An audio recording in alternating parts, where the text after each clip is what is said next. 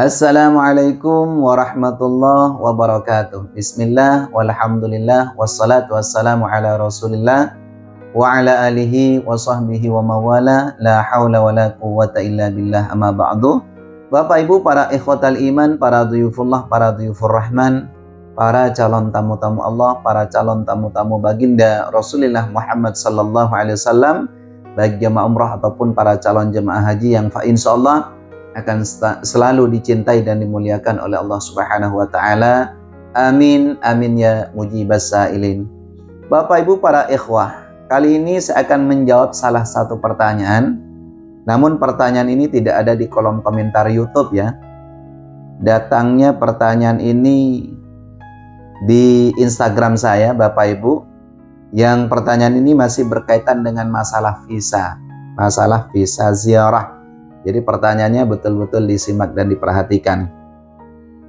Assalamualaikum warahmatullahi wabarakatuh. Waalaikumsalam warahmatullahi wabarakatuh. Izin bertanya Pak Ustadz. Monggo silahkan. Saat ini beredar kabar kalau berangkat umroh bisa memakai visa ziarah.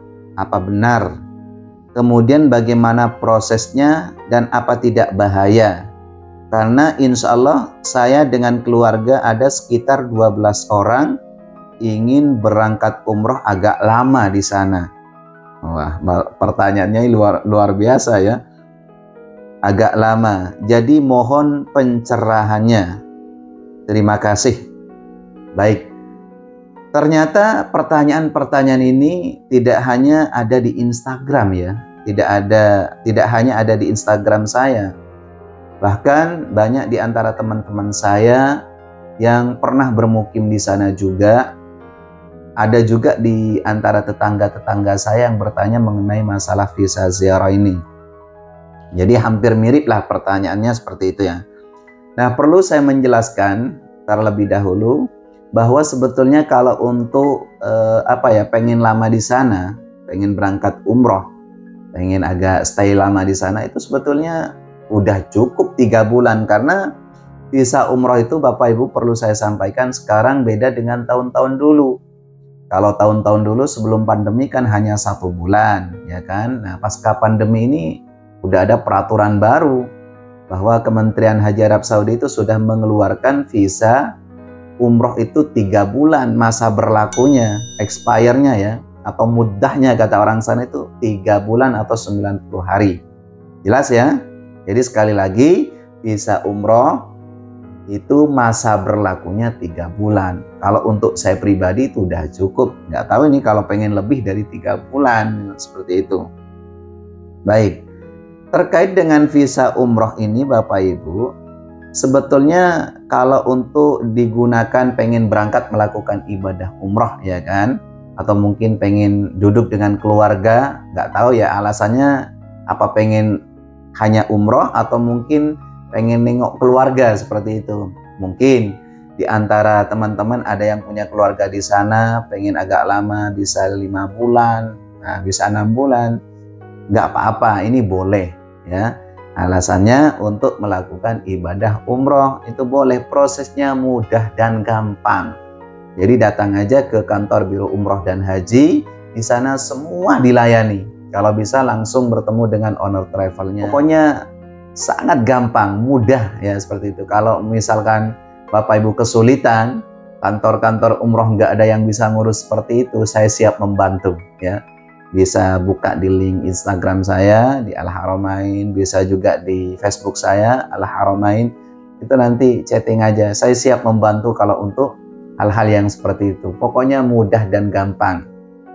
Asalkan, nah di sini nih, asalkan visa ziarah ini jangan dibuat untuk kerja ke sana, ke Arab Saudi. Nah, ini yang kadang masyarakat Indonesia lebih banyak menyalahgunakan hal-hal yang seperti ini, ya. Contohnya visa ziarah digunakan untuk bekerja di sana. Ini nanti insya Allah saya akan jelaskan nanti Bapak Ibu, supaya Bapak Ibu itu betul-betul paham.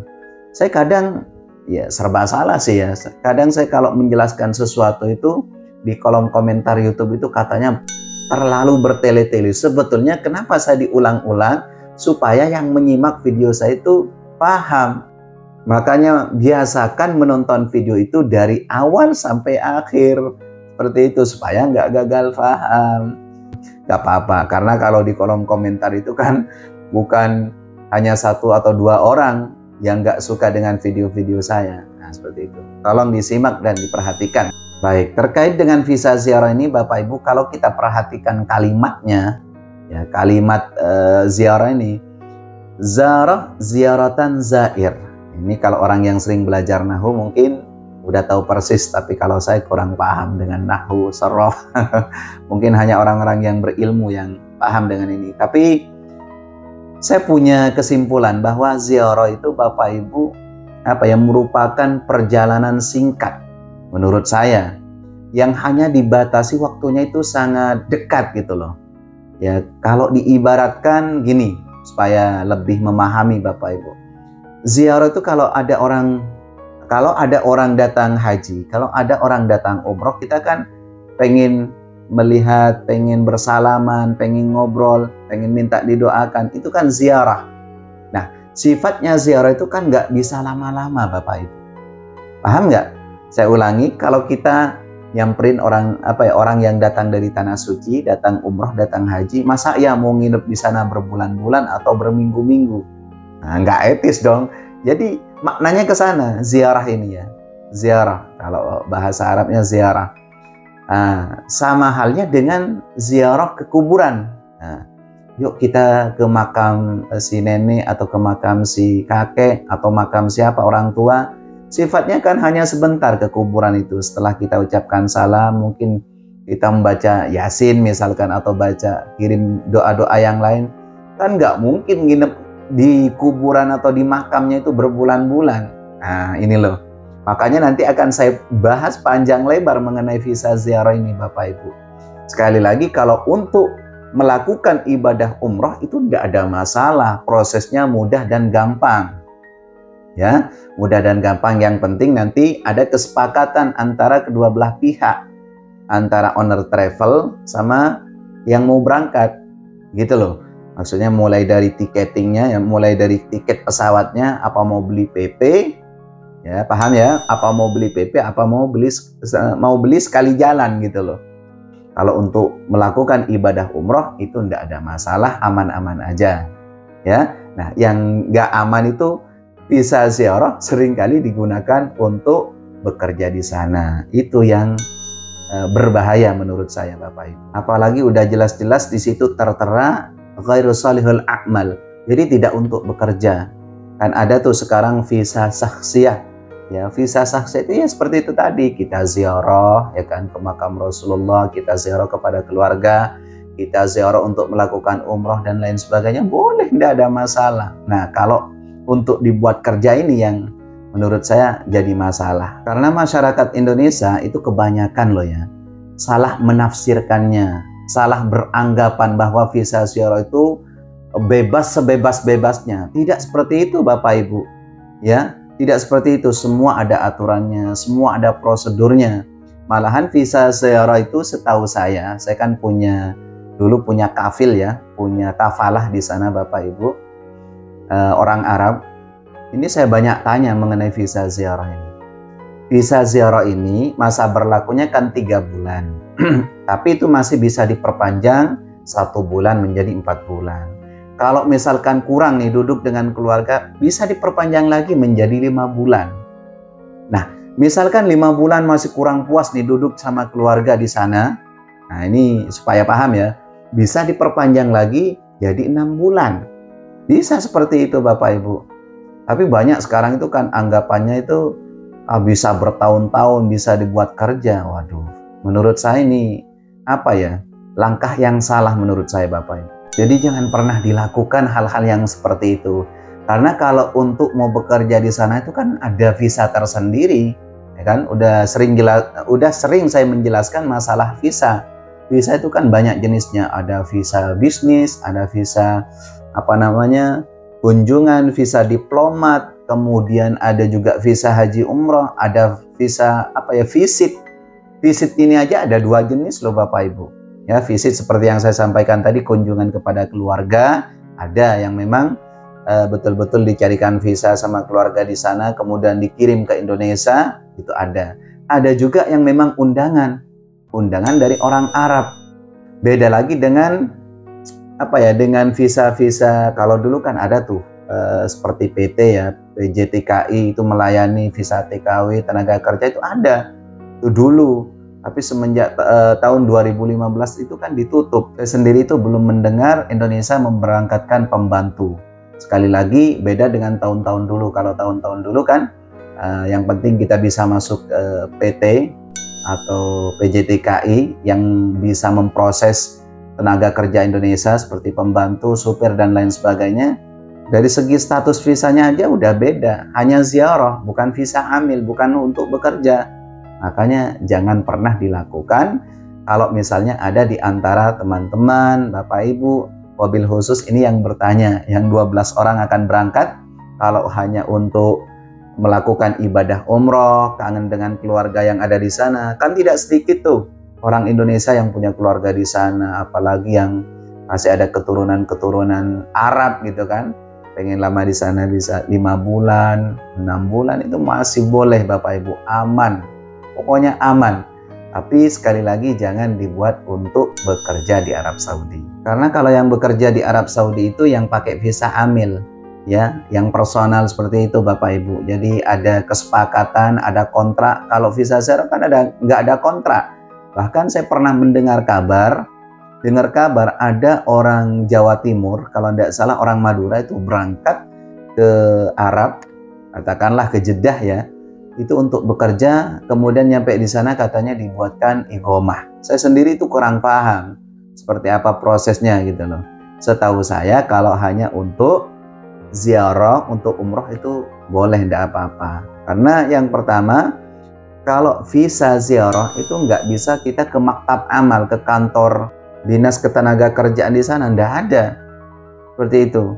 Kalau yang visa amil memang itu ada kontrak, ada perjanjian. Kita kan nggak bisa ngeklaim Bapak Ibu.